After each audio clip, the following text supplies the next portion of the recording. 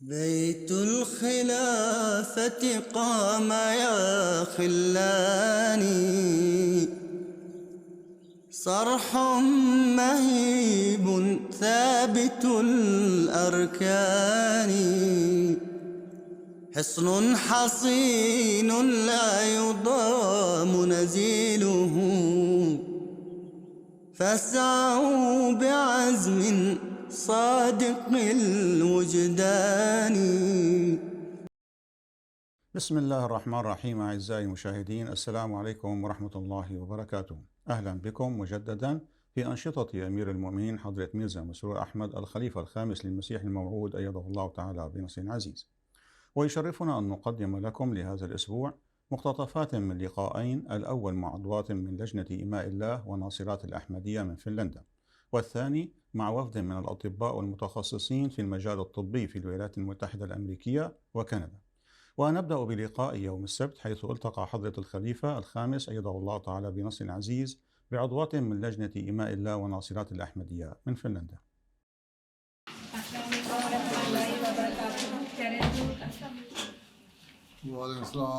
في 28 من مارس آذار الفائت حظيت 35 طالبة من فنلندا بشرف لقاء حضرة الخليفة الخامس، وخلال اللقاء الذي عقد في إسلام أباد أتيحت الفرصة لجميع الحاضرين لتقديم أنفسهن، كما تمكن من طرح أسئلة. وذكرت فتاة صغيرة أن والديها لا يسمحان لها باستخدام وسائل التواصل الاجتماعي أو تطبيقات المراسلة، وينصحانها أيضاً بعدم الاستماع إلى الموسيقى، وطلبت من أمير المؤمنين التوجيه في هذا الشأن. ماں باپ بہت اچھا کرتے ہیں. اب تو انہوں نے گورنمنٹ نے بھی پابندی لگا دی ہے، آسٹریلیا میں بھی لگا دیا انہوں نے اسکرین ٹائم بچوں کے لیے اور سوشل میڈیا پہ جانے سے. اس لیے جو میوزک سننا اور واٹس ایپ پہ سہیلیوں سے چیٹ کرنا وقت ضائع کرنا ہے. تم نے اگر کچھ کرنا ہے نا تو تم اچھے پروگرام ایم ٹی وی پہ آتے ہیں وہ دیکھا کرو، بچوں کے پروگرام ہوتے ہیں وہ دیکھا کرو، اچھے ڈاکومنٹری کوئی ہوتی ہے وہ دیکھا کرو، کتابیں پڑھا کرو، قرآن پڑھا کرو، نمازیں 5 پڑھا کرو. تمہیں وقت ہی نہیں ملے گا سہیلیوں سے چیٹ کرنے کا اور واٹس ایپ پہ وقت ضائع کرنے کا اور میوزک سننے کا. ماں باپ تمہارے لیے اچھا کر رہے ہیں جو کر رہے ہیں، اس لیے تم سہیلیوں کو نہ دیکھو، تم اپنا ایگزامپل بنو سہیلیوں کے سامنے بجائے ان کے پیچھے چلنے کے. ٹھیک ہے؟ ٹھیک ہے. میرا سوال یہ ہے کہ ہمارے لیے روزانہ قرآن پاک کی تلاوت کرنا کیوں ضروری ہے اور ہمیں اس کا کیا فائدہ ہے؟ ایک تو یہ کہ قرآن کریم جو ہے نا اللہ میاں کا کلام ہے. اللہ تعالیٰ نے حضرت صلی اللہ علیہ وسلم پر یہ کتاب نازل کی ہے.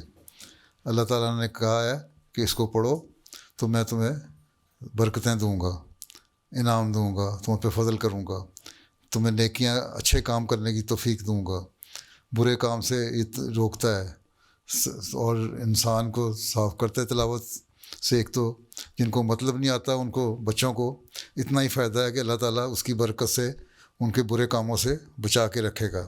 لیکن اب تم کتنے سال کی ہو گئی ہو؟ ابھی 9 کی ہوں. اب تم تھوڑا تھوڑا نا پہلی صورت ہے نا سورہ فاتحہ الحمدللہ رب العالمین، اس کا ترجمہ پڑھو سیکھو. پھر جو آخری 3 صورتیں ہیں نا قل هو اللہ احد اور قل اعوذ برب الفلق اور قل اعوذ برب الناس، ان کو بھی پڑھ کے ان کا ترجمہ سیکھو. اس میں اللہ تعالیٰ نے بہت ساری باتوں کی نصیحت کی گئی ہے. ٹھیک ہے؟ ان پہ عمل کرو. اللہ تعالیٰ نے قرآن شریف میں بہت سارے حکم دیے ہوئے ہیں، بہت ساری باتیں بتائی ہیں کہ یہ اچھی باتیں ہیں، یہ بری باتیں ہیں. اچھی باتیں کرو گے تو تمہیں اللہ تعالیٰ ریوارڈ دے گا، انعام دے گا. بری باتیں کرو گے تمہیں سزا ملے گی. ٹھیک ہے؟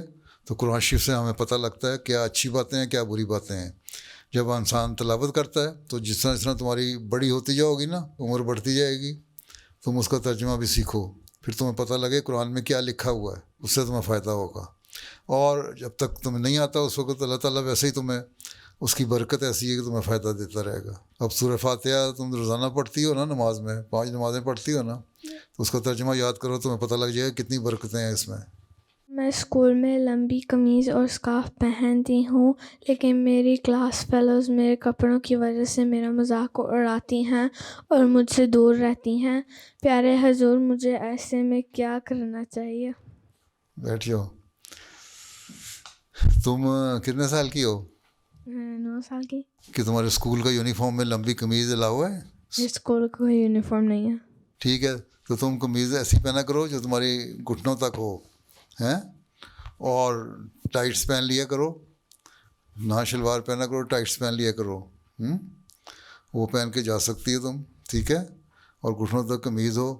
اور پھر کوئی تمہیں مذاق نہیں اڑائے گا, کہو تو میرا لباس ہے, کوئی کمپلیکس نہیں ہونا چاہیے تمہیں, کہو تم نے اپنا لباس پہنا ہو, تمہیں وہ اچھا لگتا ہے, میں نے یہ پہنا مجھے یہ اچھا لگتا ہے, تو لوگ مذاق اڑانے کے, اور تو ان سے کہو ہمارے ہاں تو یہی رواج ہے کہ ہم اپنی پسند کے کپڑے پہنتے ہیں, مجھے مجبور نہیں کسی نے کیا, مجھے اماں ابا نے یہ نہیں کہا کہ تم نے ضرور لمبی قمیض پہننی ہے, ہاں گھٹنوں تک قمیض ہونی چاہیے, گھٹنوں تک تمہاری قمیض ہو تو وہی کافی ہے, اور ٹائٹس بھی پہنی ہو تو ٹھیک ہے, ضروری نہیں شلوار پہنو, یا ٹراؤزر پہن سکتی ہو, ٹراؤزر پہن کے جا سکتی ہو اسکول میں, تو تمہیں کوئی نہیں چھیڑے گا. جب تم نے ٹراؤزر پہنا ہوگا یا گھٹنوں تک قمیض پہنی ہوگی تو کون چھیڑے گا. باقی کمپلیکس کی ضرورت نہیں ہے, لوگوں کو بتاؤ یہ میرا لباس ہے, تم نے جو پہنا ہوا ہے میں تمہارے پہ اعتراض نہیں کرتی, تم اپنی مرضی سے پہنتی ہو تو مجھے اپنی مرضی سے پہننے دو ہیں, اور ان کی باتیں سن کے ہنس کے ٹال دیا کرو. اور جو ان سے اچھی اچھی لڑکیاں ہیں نا کچھ, ان کو اپنی دوست بناؤ. اچھی لڑکیاں بھی ہوں گی, ساری بری تو نہیں ہوتی مذاق اڑانے والی, جو اچھی ہو ایک دو ہوں ان کو اپنا دوست بناؤ, وہ پھر تمہارے لیے خود ہی جواب دے دیں گے, ان کو کوئی کمپلیکس کی ضرورت نہیں. احمدی کو مضبوط ہونا چاہیے, تم احمدی ہو نا, اللہ میاں پہ یقین ہے نا, تم مانتی ہو نا کہ مسلمان سچے ہیں, ٹھیک ہے نا, اللہ تعالیٰ ایک ہے, اللہ تعالیٰ اچھی باتیں پسند کرتا ہے, تو میں نے اس لیے یہ کام کرتی ہوں, اس لیے کسی سے ڈرنے کی ضرورت نہیں. پیارے حضور، میرا سوال ہے کہ کیا ہم جاندار چیزوں اور کارٹون کریکٹرز کی اسکیچنگ کر سکتے ہیں یا اسلام میں یہ منع ہے؟ اپنے انسانوں کے علاوہ باقی جس کی مرضی کرو, آدمیوں کی نہیں کر سکتے. تم اپنی یہ سہیلی بیٹھی ہے اگر تمہاری ساتھ, اس کی تصویر نہ بناؤ, تم بنا کے پتہ نہیں اس کو ڈسٹارٹ کر کے اس کی شکل بگاڑ کے پتہ نہیں کیا بنا دو گی ہیں, پھر اس کو غصہ چڑھے گا, لڑے گی, پھر تم کہو گے میرے سے لڑتی کیوں ہے. اس لیے اللہ یہ کہتا ہے انسانوں کی شکلیں نہ بناؤ, تم صحیح طرح بنا نہیں سکتے.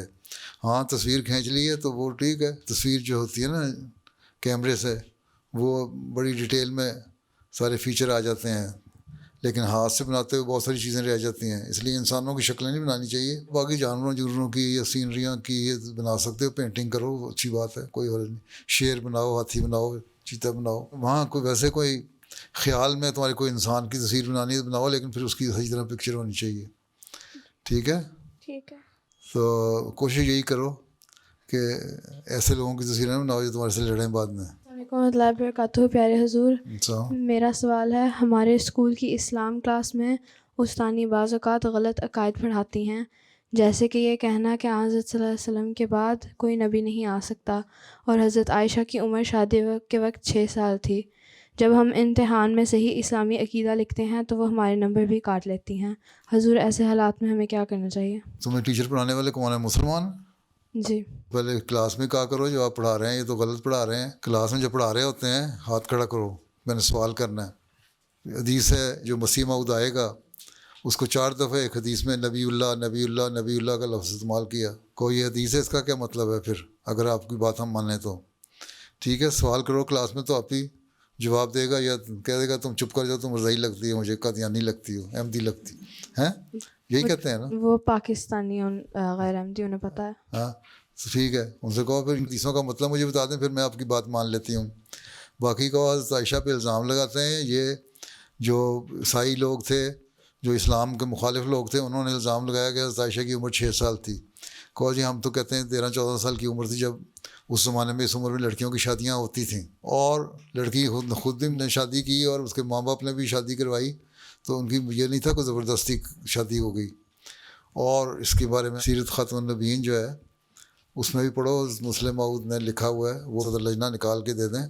اس پہ میں نے ایک جواب بھی دیا ہوا ہے, شاید الحکم میں چھپ بھی گیا ہوگا, وہ بھی نکال کے وہاں سے لو. ان سے کہو تاریخ تو یہ کہتی ہے, آپ ہمیں غلط پڑھاتے ہیں. باقی اگر اس بات پہ تمہیں فیل کرتے ہیں حقیقت بیان کرنے سے تو فیل ہو جاؤ, کوئی فرق نہیں پڑتا. ایک مضمون نہیں فیل کرتے ہیں نا, اپنے دین پہ قائم رہو. ہاں دین کو دنیا پہ مقدم رکھوں گی قید کرتی ہو نا, تو پھر دین کا مقدم رکھنا تو یہی ہے کہ جو صحیح بات ہے وہ کہو. جھوٹ نہیں بولوں گی تو جھوٹ نہیں بولنا, تو پھر صحیح بات ہے یہی ہے. اگر جھوٹ بولنا ہے تو جو مرضی کرو. باقی کلاس میں سوال کرو ان سے, ٹھیک ہے, پھر دیکھو کیا کہتے ہیں. اگر وہ سختی کرے گا تو ہیڈ ٹیچر کو بتانا کہ یہ غلط باتیں کرتا ہے. میں نے سوال کیا، میرے جواب دینے کے بجائے مجھے ڈانٹتا ہے یہ ڈانٹتی ہے جو بھی ٹیچر ہے. ٹھیک. So my question is, if war breaks out in a country, should Muslims migrate, and what kind of countries would be safer to move to? Do you see any country in the world which is safe? All Muslim countries, even Middle Eastern countries, are under the threat of war, or even they are being attacked by Iran, and Iran is being attacked by Israel, and there is a threat to Turkey and Pakistan and so many other Muslim countries. So you cannot say that Muslim countries are safe. But there are some countries in Africa which are safe or comparatively safer than other countries. Then you can, if you want, you are too much scared of war, then you can migrate to those countries. Even Finland shares the border with Russia. You see, the threat of war is hanging on you. In Finland even. If Finland is not safe, UK is not safe, Europe is not safe, Muslim countries are not safe, where will you go? So just pray to Allah Ta'ala keep you safe. Okay? That is the only solution. Is it possible to have a regular worldwide Jamaat arrangement to pray behind you once a week specifically for peace and the end of suffering? During Jalsa, I have been offering prayer, and almost all the Jamaats in the world are praying behind me, right? We cannot offer salat, proper salat, because we don't know who is standing in front of me and who is standing behind me. So the only solution is that we can only offer prayer while raising our hands, right? Silent prayers. And that we offer during Jalsa, during so many functions, and quite a number of people around the world, they have been offering their prayer behind me. So in that, I always mention that we should pray for betterment of the world, for the peace of the world, for the safety of the world, and we seek Allah's help to protect us from the evils of Satan. So that is how we have been offering prayer. We cannot say that only one day we offer prayer and that is enough. Every person should offer prayer on his own during their prayers, 5 daily prayers, or whenever you are holding your function. So I have been asking, even yesterday I asked in my Friday sermon that we should offer prayer. We should pray for the Muslim world, and we should pray for the peace of the world, and we should also pray for the betterment of Ahmadis. And see, this is how you can join in my prayer. When you say Ameen, that means yes, you have include yourself in my prayers. If you are including yourself in my prayer, and you have included yourself in my prayer by saying Ameen, that is enough. And apart from that, the main thing is that you offer your prayer in your own daily prayers. Okay? کچھ غیر احمدی بہنوں کے ساتھ ہمارا اچھا تعلق قائم ہو جاتا ہے، اور جب بھی مذہب خاص طور پر اسلام کی تعلیمات پر گفتگو ہوتی ہے تو وہ اکثر باتوں سے اتفاق کا اظہار کرتی ہیں، لیکن محسوس ہوتا ہے کہ ان کا رجحان مذہب کی طرف نہیں ہے. حضور رہنمائی فرمائیں کہ ایسی صورتحال میں ایسے لوگوں کو مؤثر رنگ میں تبلیغ کیسے کی جائے تاکہ ان کا دل اسلام احمدیت کی طرف مائل ہو. جزاکم اللہ. بات یہ ہے کہ اپنا نمونہ دکھائیں، اچھے تعلقات قائم ہوتے ہیں تو دوستی پیدا کریں، اور اسلام کی اصل تعلیم جو ہے اس کا نمونہ آپ ہر ایک کو دکھا رہی ہوں گی تو وہی کافی ہے. تبلیغ کیا ہے؟ تبلیغ یہی ہے کہ اپنا نمونہ دکھاؤ اور یہ بتاؤ کہ اسلام کی تعلیم ہے، اور جب وہ دیکھیں گی کہ آپ لوگ اسلام کی حقیقی تعلیم پہ عمل کر رہے ہیں تو چاہے وہ غیر مسلم ہوں یا غیر احمدی مسلمان ہوں، سب آپ کے نمونے دیکھیں گی، آپ کی اچھائیاں دیکھیں گی تو آپ کے قریب آئیں گی، اور آہستہ آہستہ پھر اس کا اثر ہوگا اور وہ سمجھیں گی کہ یہ لوگ صحیح راستے پر ہیں، ان کے پیچھے چلنا چاہیے، ان کے ساتھ رہنا چاہیے، یا کم از کم مخالفت ختم کریں گی. تو اللہ تعالیٰ یہ فرماتا ہے کہ تمہارا کام تبلیغ کرنا ہے، ہدایت دینا، کسی کو صحیح راستے پہ لے کے آنا، احمدیت قبول کروانا، یہ اللہ تعالیٰ کا کام ہے، یہ آپ کا کام نہیں. لیکن ہر احمدی کو یہ چاہیے کہ اپنا نمونہ ایسا دکھائے کہ لوگوں کو پتہ لگ جائے کہ اسلام کی صحیح عملی نمونہ اور مثال جو ہے احمدی ہیں.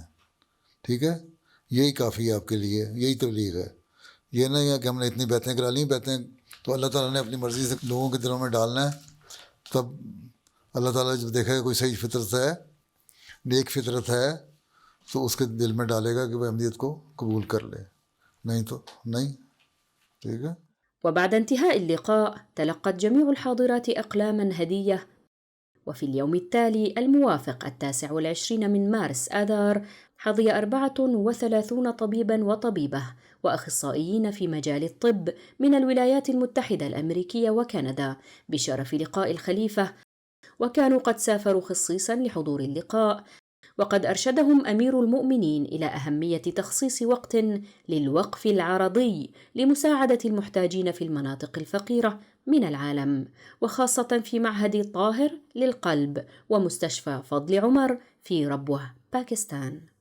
ایک تو یہی بات ہے کہ وقف عارضی پہ جایا کریں. آپ جا رہی ہیں یا اور لوگ جا رہے ہیں, اس کو بڑھائیں تعداد کو. جا کے جتنی اس کی جو اسپیشلسٹ ہے, ایکسپرٹیز ہے, اس کو زیادہ سے زیادہ وہاں بتائیں نا جا کے. لیکن وہاں کا جو ماحول ہے وہاں تھوڑا ایڈجسٹ کرنا مشکل ہوتا ہے. پھر نئی نئی سجیشن ہماری یہ جو فارماسسٹ ہیں یہ بڑے مشورے اچھے دیتی ہیں, لیکن وہاں والے جو ہیں وہ ان کے اپنے مشورے ہیں, اپنی کچھ لمیٹیشنز ہیں, وہ مانتے نہیں ہیں, یا مانتے ہیں تو کچھ اور طرح کرنا چاہتے ہیں. تو بہرحال پہلی چیز تو یہ وقف عارضی. دوسری بات یہ ہے, پہلے ہی میں کہہ چکا ہوں کہ اللہ شافی ہوتا ہے. اس وقت میں نے کچھ بیان کیا تھا ڈاکٹروں سے بارے میں, کوئی بات. حضور آپ نے فرمایا تھا کہ شفا دینے والا تو خدا تعالیٰ ہوتا ہے اور ڈاکٹر تو صرف تسلی دیتے ہیں. ہاں, عام صلی اللہ نے فرمایا یہی. تو ہیلر تو اللہ تعالیٰ ہے, شفا دینے والا اللہ تعالیٰ ہے. اس لیے ہمیشہ اپنے مریضوں کو دیکھیں تو دعا کر کے دیکھا کریں, اور ہمیشہ ہی ڈاکٹر کی اپنی ایک انفرادیت ہونی چاہیے, ڈسٹنکشن ہونی چاہیے کہ اس نے کس طرح مریضوں کو ٹریٹ کرنا ہے. جس طرح وہاں جاتے ہیں پاکستان, وہاں بھی یہ نہ دیکھیں فلاں ڈاکٹر اتنا کمپیٹنٹ نہیں ہے یا میں زیادہ اچھی ہوں. اللہ پہ فضل کرتے ہوئے دیکھیں اور شیئر کیا کریں اپنے ایک دوسرے کے ساتھ. ان کے اپنے ایکسپیرینس ہے وہاں کے ماحول کا, آپ کا اپنا ایکسپیرینس ہے اس ماحول کا. آپ کے جو مریض آتے ہیں, ڈاکٹر صاحبہ آپ جا رہی ہیں, نیفرولوجسٹ ہیں, اس میں سے کتنے پرسنٹ ایشین ہوتے ہیں, یہ افریقن اوریجن کے ہوتے ہیں, سارے گورے ہوتے ہیں. تو پھر ان کی تو اور طرح آپ ٹریٹ کرتی ہیں. پاکستانیوں کو دیکھنا ہے تو اور طرح دیکھنا ہے, ان کی تسلی بھی اور طرح کرانی ہے. وہ ایک دفعہ آپ سے کئی سوال کریں گے, پھر باتیں بھی نہیں مانیں گے, پھر بحث بھی کریں گے, پھر ڈاکٹر جو ہے وہ بھی آپ سے کرے گا. تو اس لیے بڑے تحمل سے بڑی پیشنس ظاہر کرنی پڑے گی. ٹھیک ہے, پھر ہی کام ہوتے ہیں. تو کوشش یہ کریں کہ زیادہ سے زیادہ وقف عارضی پہ جایا کریں سارے. أتيحت للحاضرين أيضا فرصة طرح أسئلة على حضرة أمير المؤمنين فيما يتعلق بعملهم ودينهم. My question is, what is your guidance and suggestion for medical students, especially those who work for No, on how to become not only competent doctors, but also on how to become closer to Khilafat and Almighty Allah, so we are inspired to serve to Waqf Arzi and Waqf Zindagi.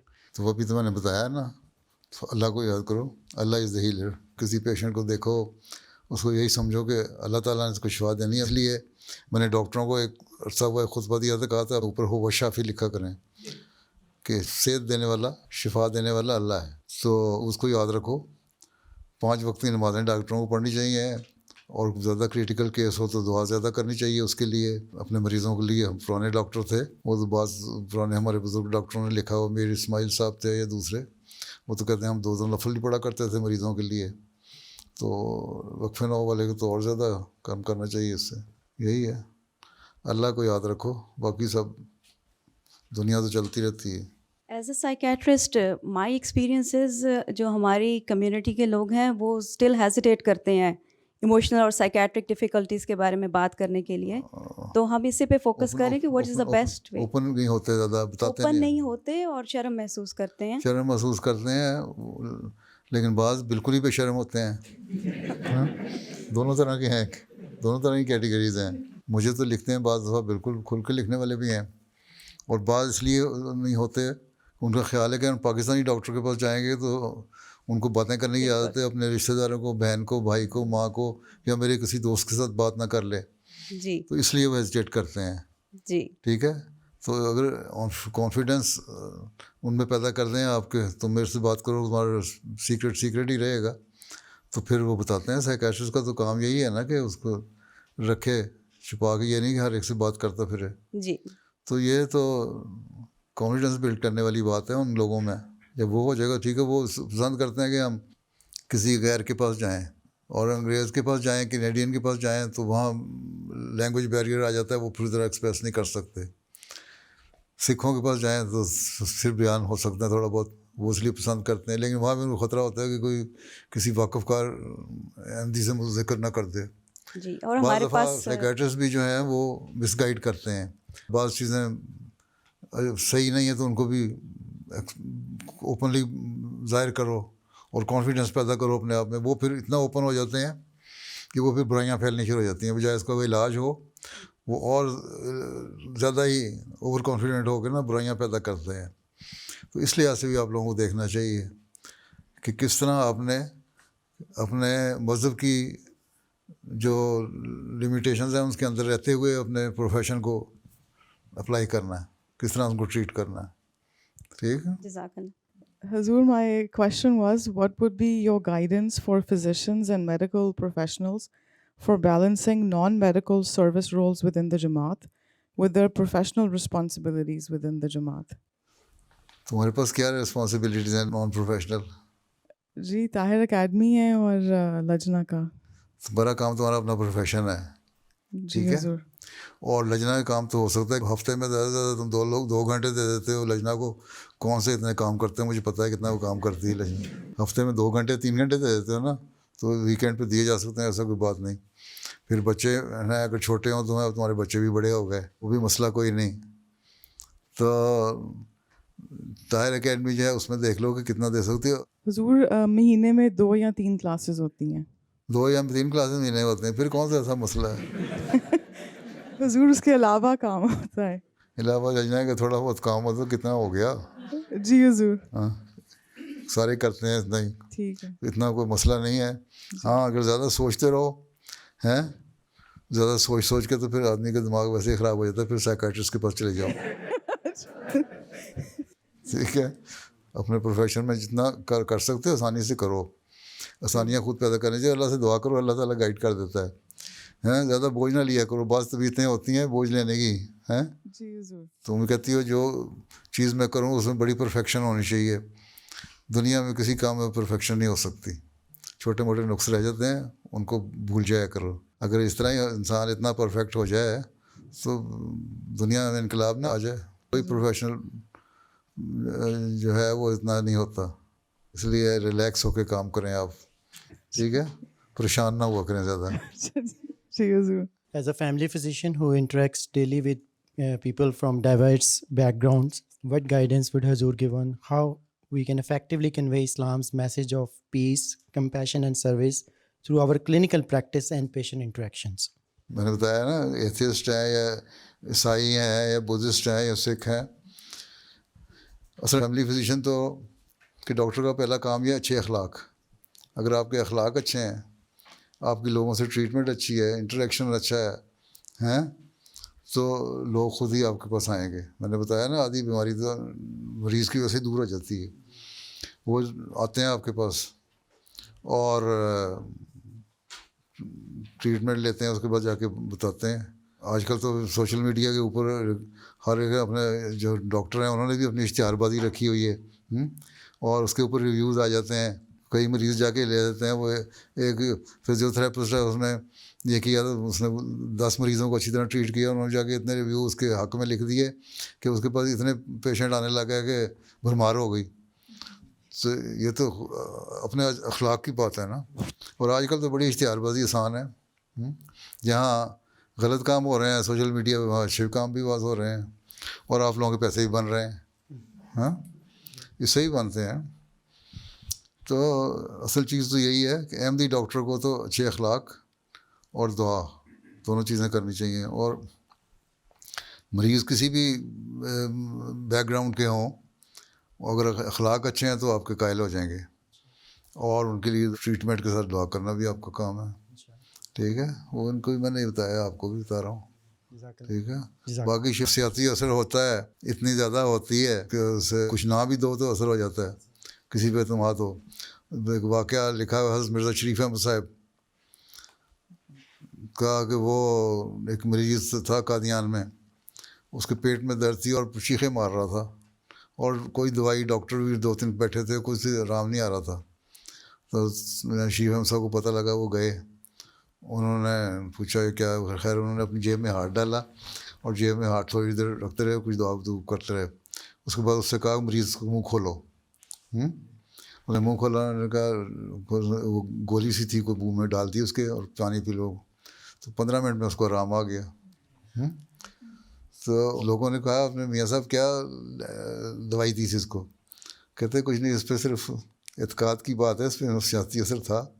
تو میں جیب میں چھوٹا سا کاغذ کا ٹکڑا تھا، میں نے اس کی یوں موڑ کے گولی بنا لی، اور وہ گولی بنا کے اس کو دعا کر کے اس کو منہ میں ڈال دی، وہ ٹھیک ہو گیا. تو نفسیاتی اثر بھی ہوتا ہے. ٹھیک ہے نا. جزاک اللہ. Beloved Huzur, my question is, what is the true spirit of Waqf and Waqf Arzi, and how one can ensure that it becomes the meaning of lasting self-reform and nearness to Allah, rather than only a temporary act of service? اللہ سے تعلق پیدا کرو. دیکھو اللہ میاں نے کہا 5 وقت نمازیں پڑھو. اپنی زندگی کو ریگولیٹ کرنے کے لیے، ڈسپلن کرنے کے لیے کوئی چیز چاہیے نا.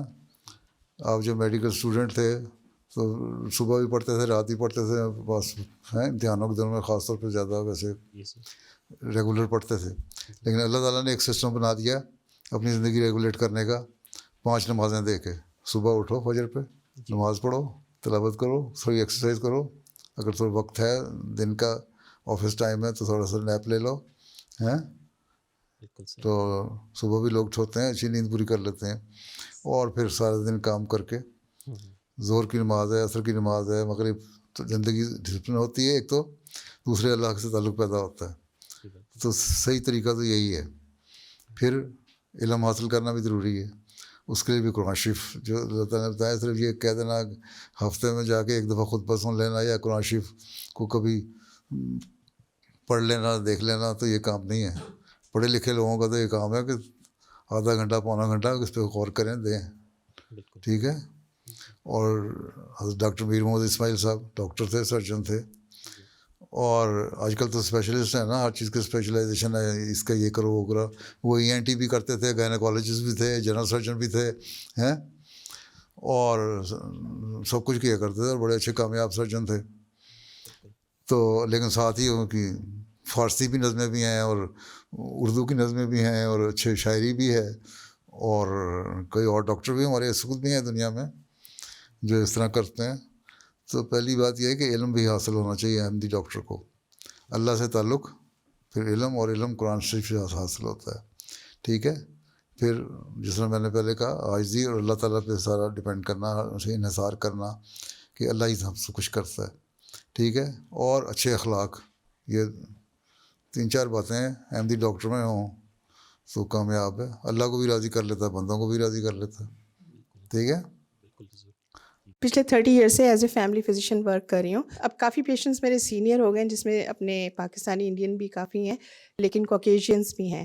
سو وہ اکثر سوال کرتے ہیں میڈیکل اسسٹڈ ڈائنگ کے متعلق کہ اگر ہمیں بہت ڈیمینشیا ہو جائے یا الزائمرز تو ہم وہ کرنا چاہتے ہیں. تو یہ مرسی کلنگ جو ہے، جی ہم نہیں مانتے اس کو.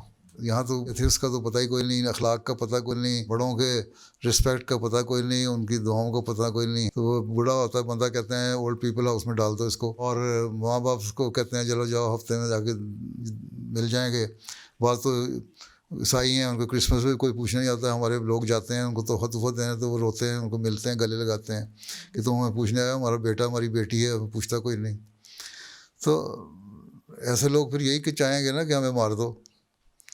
تو ہمارا تو کام یہ ہے کہ ان سے ہمدردی کریں اور تھوڑا سا ان کا morale ہائی کریں تاکہ تم نے زندہ رہنا ہے. اور جو ڈیمنشیا وغیرہ کے مریض ہیں وہ تو ایسے ہیں، وہ خود تو نہیں کہتے کہ ہمیں مار دو، ان کو تو پتہ ہی نہیں، آج ایک بات کی تو 10 منٹ بعد کچھ اور بات کر رہے ہوں گے، بھول جاتے ہیں میں نے کیا کہا. اس لیے وہ کس کی مرضی سے کر رہے ہیں. اگر ان کے جو بچے ہیں وہ کہتے ہیں تو وہ ظلم کر رہے ہیں، وہ پھر قتل کروانا چاہ رہے ہیں اپنے ماں باپ کو.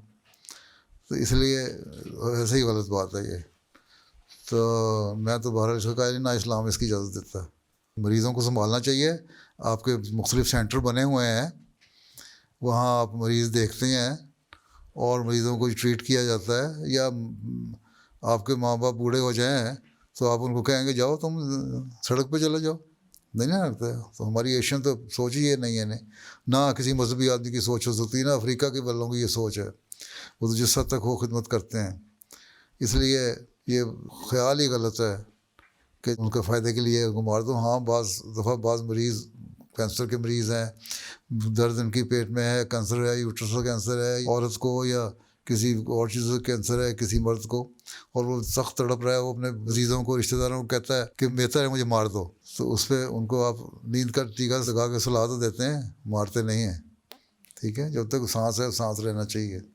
Can Hazur Anwar please enlighten us about your experience with the Waqf Zindagi doctors in Ghana and a few motivational stories about their sacrifices? Jazakallah. Ghana میں وقف زندگی ڈاکٹر جو تھے اللہ کے فضل سے ہماری بڑی ہسپتال مشہور تھے، اور جو پاکستان میں فزیشین تھے وہ وہاں کے سرجن بن گئے. وہاں جا کے ہیں آپریشن ٹیبل اگر نہیں بھی موجود تھی تو ڈائننگ ٹیبل کے اوپر آپریشن کر دیا ہیں. تو ان کو تو اللہ تعالیٰ فضل کرتا تھا. بعض ہم بیمار ہوتے تھے تو بعض ڈاکٹر کہتے تھے یہ مریض کو میں نے دوائی دی تھی، یہ تم کھاؤ کہ تمہیں آرام آ جائے گا.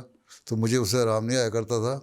تو میں ان ڈاکٹروں کو کہا کرتا تھا تمہارے لیے افریقہ کے لوگوں کی خدمت کرنے کے لیے خلیفہ وقت کی دعائیں ہیں، اس لیے یہ مریض تو ٹھیک ہو جائیں گے، میں نہیں تمہارے سے ٹھیک ہوتا. ہیں تو میرا تو یہ ایکسپیرینس بھی ہے. ٹھیک ہے، باقی اللہ تعالیٰ نے ان کے ہاتھ میں شفا رکھی تھی. بڑے ڈیووٹیڈ تھے، بڑے وفاداری سے کام کرتے تھے، دن رات کام کرتے تھے، اور غریبوں کی خدمت بھی کرتے تھے، اور جو امیر آتے تھے ان سے پیسے بھی لیتے تھے. اس لیے وہاں اچھا گزارا ہو جاتا تھا ان کا. ٹھیک ہے، چلو پھر جزاک اللہ. اللہ حافظ. كان ذلك بعضا من أنشطة أمير المؤمنين أيضه الله تعالى بنص عزيز.